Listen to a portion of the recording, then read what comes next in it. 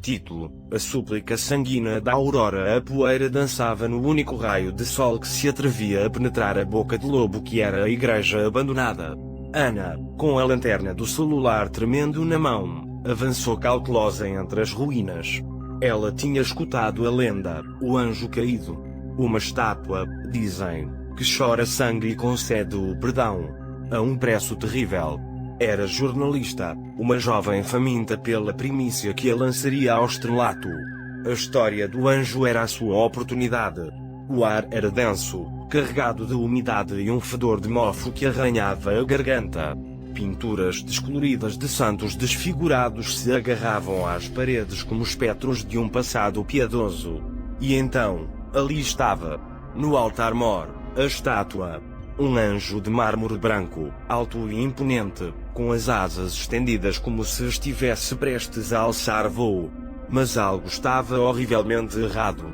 Duas finas linhas vermelhas solcavam suas bochechas, sangue seco que brilhava à luz tênue. Impressionante, sussurrou Ana, sentindo um calafrio que não provinha só do frio do lugar. Aproximou-se, tirando fotos que o celular. Quanto mais se aproximava, mais intensa se tornava a sensação de desconforto.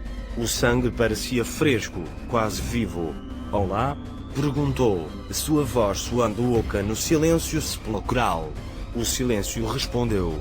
Mas não por muito tempo. Venha a mim. Te darei o perdão.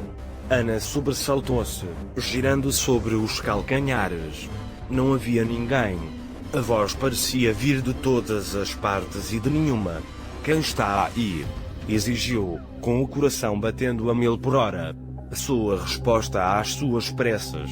Sou alívio ao seu sofrimento. Venha a mim, filha minha. A voz era hipnótica, tecendo um feitiço ao seu redor. Ana sentiu uma força invisível puxando-a em direção à estátua. Uma força que se alimentava dos seus próprios medos, das suas próprias inseguranças. Recordou a história. O anjo atrai os pecadores. Seria ela uma pecadora? A dúvida, como uma serpente venenosa, se enroscou em sua mente. Obrigou-se a retroceder, lutando contra a atração irresistível. Tinha que sair dali. Desta vez, Ana conseguiu ver um ligeiro movimento na estátua, apenas um sutil movimento de cabeça. Não! Gritou, dando meia volta e correndo em direção à porta. Mas a porta, que antes havia estado aberta, agora estava fechada com um estrondo. A madeira carcomida parecia nova, sólida, impenetrável. Não pode escapar, sussurrou a voz, agora mais perto, mais intensa. Ana se virou de novo. A estátua se movia, lentamente, com movimentos bruscos e antinaturais, descia do altar. Os olhos do anjo, antes vazios e pétreos, agora brilhavam com uma luz vermelha e maligna. Quem é você? Perguntou Ana, a voz apenas um fio. A estátua sorriu. Um sorriso terrível, desprovido de toda bondade e compaixão. Sou o que você precisa, respondeu. Sou a cura para sua alma enferma. A estátua, agora completamente desprendida do altar, começou a avançar em sua direção. Cada passo fazia tremer o chão sob seus pés. O que você quer? Perguntou Ana, retrocedendo até chocar-se contra uma parede. Quero sua alma, respondeu a estátua, estendendo uma mão de mármore em sua direção. Quero sua dor. Quero sua escuridão. Ana gritou e fechou os olhos. Sentiu a mão fria e dura do anjo roçar-lhe a bochecha. Uma onda de dor a invadiu, uma dor que não era física, mas emocional. Reviveu suas piores lembranças, seus maiores fracassos, seus mais profundos medos. Te libertarei de tudo isso, sussurrou a voz em seu ouvido. Só tem que se deixar ir. Ana sentiu que se rendia. A voz era tão persuasiva, a promessa tão tentadora. Estava prestes a ceder, a entregar sua alma a essa criatura infernal. Mas então, recordou porque estava ali. Recordou seu sonho, sua ambição, seu desejo de fazer a diferença. Recordou que era mais forte que seus medos. Abriu os olhos e olhou a estátua no rosto. Em lugar do anjo de mármore, viu um rosto horrendo, deformado pela maldade. Viu um demônio disfarçado, uma criatura que se alimentava do desespero humano. Não! Gritou, com toda a força dos seus pulmões. Não te darei minha alma. E então, fez algo que nunca pensou que seria capaz de fazer. Agarrou um pedaço de madeira quebrado do chão e o cravou no olho da estátua. A criatura gritou. Um grito dilacerante que fez vibrar os alicerces da igreja.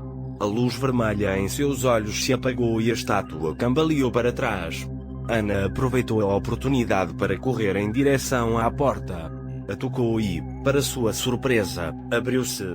Saiu correndo à luz do dia, deixando para trás a igreja amaldiçoada e o anjo caído. Correu até que seus pulmões doessem, até que suas pernas não pudessem mais. Finalmente, parou, ofegando por ar, e virou-se para olhar a igreja. Estava ali, imponente e silenciosa, como se nada tivesse acontecido. O raio de sol seguia iluminando a poeira dançante. Ana sabia que nunca esqueceria o que havia visto. Sabia que havia estado à beira da perdição e que só sua própria força a havia salvado. A partir desse dia, deixou de buscar a primícia que a faria famosa. Em lugar disso, dedicou-se a contar histórias de esperança, de valentia, da capacidade do ser humano para superar inclusive os medos mais profundos. Porque havia aprendido uma valiosa lição: o verdadeiro inferno não está nas igrejas abandonadas, mas na escuridão que levamos dentro. E a única maneira de vencê-lo é enfrentá-lo com coragem e determinação. Mas o que Ana não sabia, enquanto se afastava da igreja, era que o anjo caído não havia sido destruído. Só havia sido ferido. E estava esperando o dia em que Ana voltasse a sentir-se vulnerável. Esperando o dia em que sua alma estivesse escura o suficiente para ser reclamada. Porque o anjo caído nunca esquece suas presas. E sempre, sempre, regressa. A estátua, novamente de mármore branco imaculado, agora esperava com uma silenciosa e sedenta paciência. As lágrimas de sangue, invisíveis aos olhos do mundo, seguiam fluindo, silenciosas promessas de perdão e um destino inevitável. A súplica sanguínea da Aurora, apenas audível, a chamava. Algum dia, pensava o anjo, ela voltaria. Todos voltam.